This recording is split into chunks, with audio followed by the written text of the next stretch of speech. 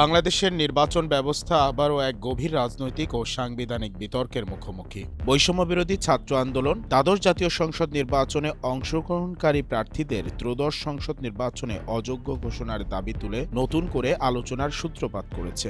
তাদের মতে ২০২৪ সালের নির্বাচন ছিল একতরফা ও অংশগ্রহণহীন। নির্বাচন কমিশনের সঙ্গে সাক্ষাতে আন্দোলনের নেতারা দাবি করেন, ওই নির্বাচনে অংশ নিয়ে যারা প্রার্থী হয়েছেন তারা কার্যত একটি অবৈধ নির্বাচনকে বৈধতা দিয়েছে। ফলে ভবিষ্যতের একটি গ্রহণযোগ্য ও অংশগ্রহণমূলক নির্বাচনের স্বার্থে তাদের প্রার্থী বাতিল করা জরুরি।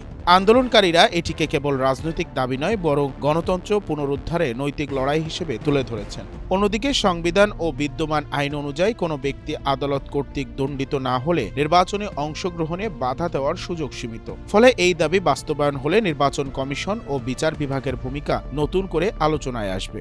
১২ ফেব্রুয়ারি অনুষ্ঠিত ত্রয়োদশ সংসদ নির্বাচন ও একই দিনে গণভোটের প্রেক্ষাপটে এই দাবি দেশের রাজনীতিকে আরও উত্তপ্ত করে তুলেছে। প্রশ্ন উঠেছে, গণতন্ত্র পুনর্গঠনের পথে এটি কি প্রয়োজনীয় সংস্কার নাকি নতুন রাজনৈতিক বিভাজনের সূচনা?